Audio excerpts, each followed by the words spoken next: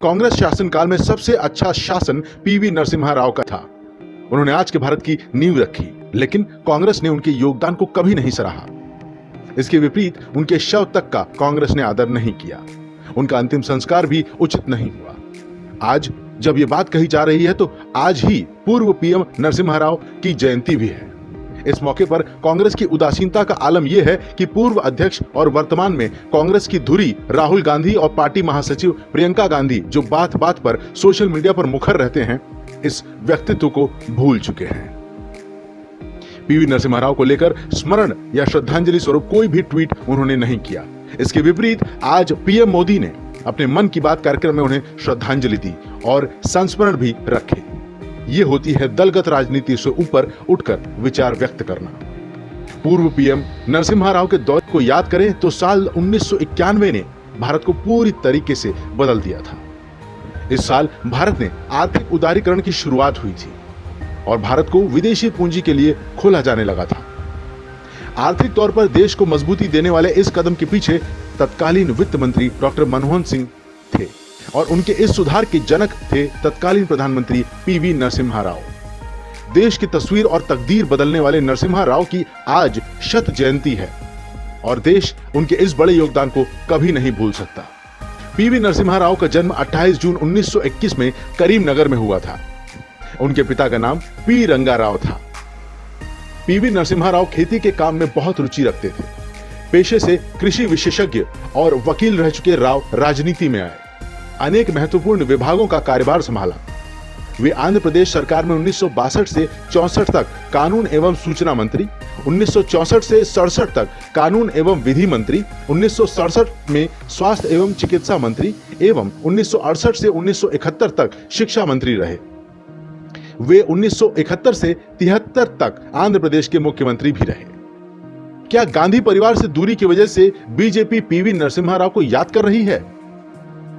PM के आज प्रसारित मन की बात का यह 66वां एपिसोड था। इस दौरान पीएम मोदी ने पूर्व प्रधानमंत्री नरसिम्हा राव को भी याद किया।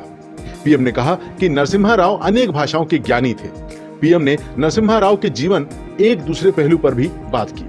यहां बात करें देश के जन नेताओं को याद करने की तो समाजवादी पार्टी अध्यक्ष अखिलेश यादव इस मामले में सबसे आगे नजर आते हैं। वो हमेशा दलगत राजनीति से ऊपर जाकर व्यक्तित्व का सम्मान करते रहे हैं। बात अगर फिर से कांग्रेस की करें तो पीएम मोदी के मन की बात से पहले कांग्रेस के आधिकारिक ट्विटर से भी पीवी नरसिम्हा राव को श्रद्धांजलि दी गई है। पार्टी की ओर से कहा गया है कि एक दूरदर्शी नेता जिसने भारत की अर्थव्यवस्था में बड़ा सुधार किया का सम्मान करते हैं।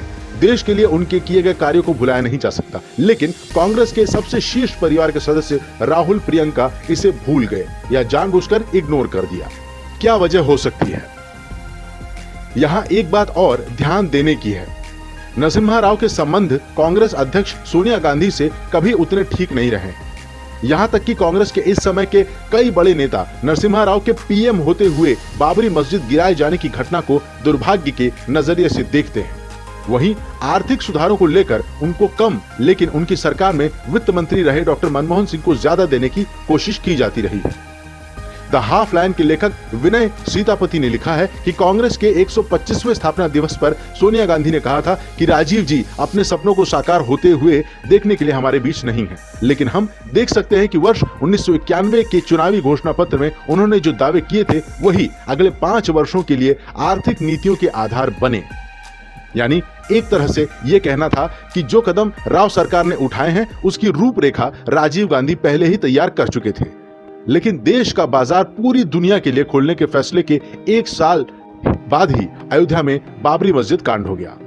इस पर विनय सीतापति ने अपनी किताब हाफ लाइन में लिखते हैं, नरसिम्हा राव के प्रशंसकों में शामिल कांग्रेस के कद्दावर जयराम रमेश कहते हैं कि कांग्रेस के 99.99% लोगों का मानना है कि बाबरी मस्जिद के गिरने के पीछे कहीं न कहीं राव की मिली भगत थी।